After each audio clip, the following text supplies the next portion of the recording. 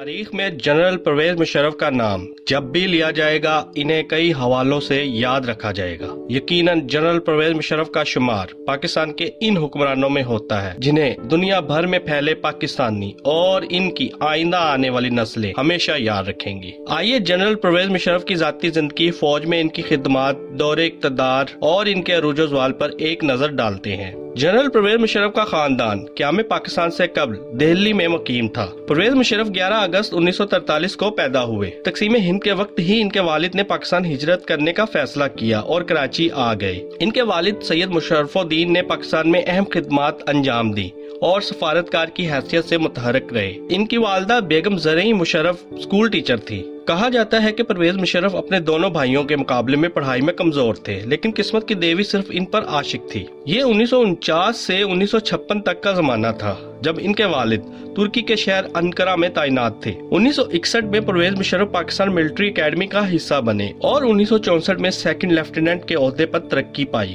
1965 میں پاک بھارت جنگ ہوئی، جس کے بعد پرویز مشرف ان افسران میں سے تھے جنہیں بہادری کی اعزازی سند دی گئی۔ جبکہ 1971 کی جنگ کے دوران پرویز مشرف نے کمپنی کمانڈر کی حیثیت سے فوج میں خدمات بھی سر انجام دی۔ 1991 میں انہیں میجر جنرل کے عہدے پر ترقی دے دی گئی۔ پرویز مشرف 1995 میں جب کور کمانڈر منگلہ تعینات ہوئے تو ان کا خیال تھا کہ یہاں سے ریٹائر ہو جائیں گے۔ 1998 میں انہوں نے تو اپنا سامان بھی پیک کر لیا تھا، پھر اچانک قسمت کی دیوی ان پر مزید مہربان ہوئی اور میاں نواز شریف نے سینئر جرنیلوں کو مسترد کر کے جنرل پرویز مشرف کو 7واں آرمی چیف بنا دیا۔ چودھری نثار علی خان نے اس تقرری میں اہم کردار ادا کیا۔ ان کا خیال تھا کہ جنرل پرویز مشرف شریف آدمی ہے، یہ نون لیگ کی حکومت کو پریشان نہیں کریں گے اور انڈیا اور پاکستان کے تعلقات کے راستے میں رکاوٹ بھی کھڑی نہیں کریں گے۔ لیکن آپ قسمت کا ہیر پھیر دیکھیے، جنرل پرویز مشرف نے کارگل پر قبضہ بھی کیا، انڈیا اور پاکستان کے تعلقات کو بھی ریورس گیئر لگایا، نون لیگ کی 2/3 اکثریت بھی لپیٹ دی، باوردی صدر بھی بن گئے اور اپنے دونوں محسنوں بینظیر بھٹو اور میاں محمد نواز شریف کو جلاوطن بھی کر دیا۔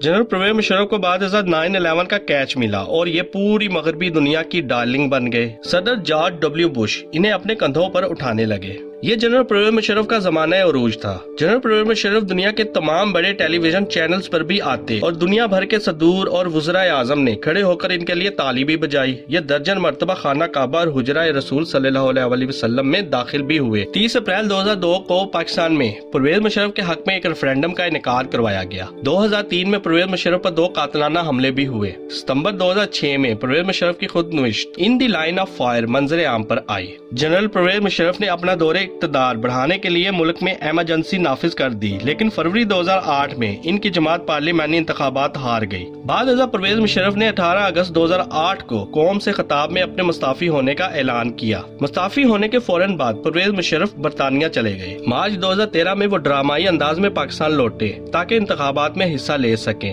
لیکن انہیں انتخاب لڑنے سے روک دیا گیا اور ان کی جماعت آل پاکستان مسلم لیگ توقع کے مطابق انتخابات میں پٹ گئی۔ پرویز مشرف کے متنازع اقدامات کی بات کی جائے تو سر فہرست پاکستان میں حدود آرڈیننس میں ترمیم، جامعہ حفصہ اور لال مسجد آپریشن آتے ہیں۔ قومی مفاہمتی آرڈیننس جسے عام طور پر NRO کہا جاتا ہے، مشرف دور کے متنازع ترین فیصلے اور اقدامات مانے جاتے ہیں۔ اسی طرح بلوچستان آپریشن اور اکبر بگٹی کی شہادت کا واقعہ، عافیہ صدیقی کا معاملہ، ڈاکٹر عبدالقدیر خان پر الزامات اور نظر بندی بھی مشرف کے متنازع اقدامات میں شامل ہیں۔ 2007 میں آئین معطل کرنے کے فیصلے پر ان کے خلاف غداری کا مقدمہ بھی قائم کیا گیا۔ حکومت نے سابق حکمران کا مقدمہ سننے کے لیے ایک خصوصی عدالت قائم کی تھی۔ اس مقدمے کو 5 برس لگے اور بالآخر دسمبر 2019 میں 3 رکنی عدالت کے ججوں نے ایک حیران کن فیصلہ سنایا کہ پرویز مشرف غداری کے مجرم ہے، انہیں سزائے موت سنا دی گئی۔ سن 2016 میں طبی بنیادوں پر سفری پابندیاں ہٹنے کے بعد پرویز مشرف واپس دبئی چلے گئے۔ بعد ازاں جون 2022 کو یہ اطلاعات بھی سامنے آئی کہ انہیں پاکستان واپس لایا گیا ہے، جہاں ایک فوجی ہسپتال میں زیر علاج ہیں، لیکن ان کی فیملی کی جانب سے اس کی تردید کر دی گئی۔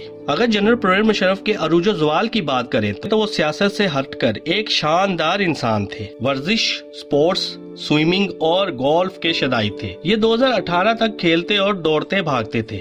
ان کی آواز بہت جاندار اور گفتگو کرنے میں ماہر تھے، جسم میں جذبہ اور گرمائش تھی، ہاتھ کی گرفت تگڑی اور یادداشت لاجواب تھی، ہنسی مذاق کے عادی تھے، روز دوستوں کی محفل لگاتے تھے اور انہیں زندگی کے لاتعداد واقعات سنا کر حیران کر دیتے تھے۔ انگریزی اور اردو دونوں لاجواب بولتے تھے۔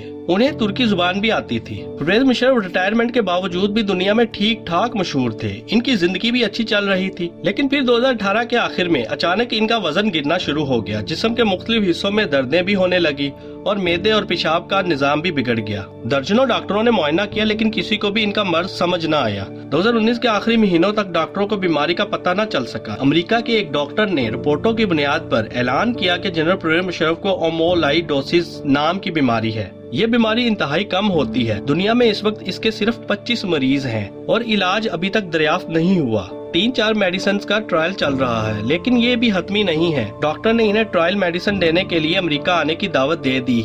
लेकिन आप जनरल परवेज मुशर्रफ का सवाल मुलाहिजा करें कि इस अमेरिका ने इन्हें वीजा देने से इनकार कर दिया, जिसकी पूरी कबीना एयरपोर्ट पर इनका इस्तकबाल किया करती थी, और ये अमेरिका के लिए अफगानों से भिड़ गए। बहरहाल किस्सा मुख्तसर, जनरल परवेज मुशर्रफ का इलाज लंदन और दुबई में शुरू हो गया। ये एक इंतहाई तकलीफदा अमल था। इनके बोन मैरो में इंजेक्शन लगाया जाता था। ये सिलसिला भी साल भर तक चलता रहा, मगर ये दवा भी काम न आई और परवेज मुशर्रफ आहिस्ता आहिस्ता अस्पताल के बेड तक महदूद होकर रह गए। खाना पीना मुअत्तल हो गया, चलना फिरना भी मफकूद हो गया और आखिर में बोल चाल भी बंद हो गई। इन्हें अब नलकियों के जरिए खुराक और ऑक्सीजन दी जाने लगी। परवेज मुशर्रफ पाकिस्तान वापस आना चाहते थे। इस वक्त की हुकूमत भी इन्हें लाना चाहती थी, मगर ये सफर के काबिल नहीं थे और इन्हें जो भी इस हालत में देखता वो अपनी आंखें खुश्क करने लगता और जनरल परवेज मुशर्रफ के अरूज का जमाना इसकी नजरों के सामने आ जाता। बेशक खुदाई सिर्फ खुदा की कायम रहती है, लारेब हम सब महज इंसान हैं। अगर जनरल परवेज मुशर्रफ की जायदाद की बात की जाए तो 2013 तक के एदादो शुमार के मुताबिक वो $6 मिलियन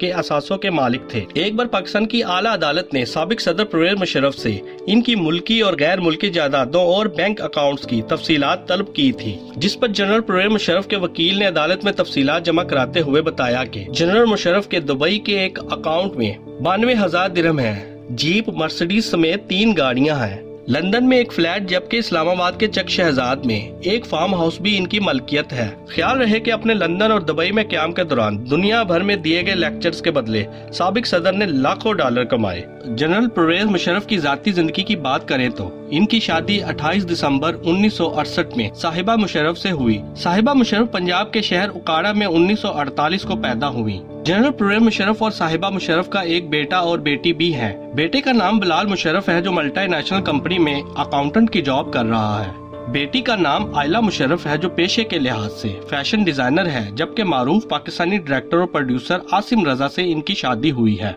तो दोस्तों, उम्मीद करता हूँ कि आपको मेरी ये मालूमाती वीडियो जरूर पसंद आई होगी। ऐसी मजीद मालूमाती वीडियोस के लिए उर्दू करंट का ये चैनल सब्सक्राइब कर लें। शुक्रिया।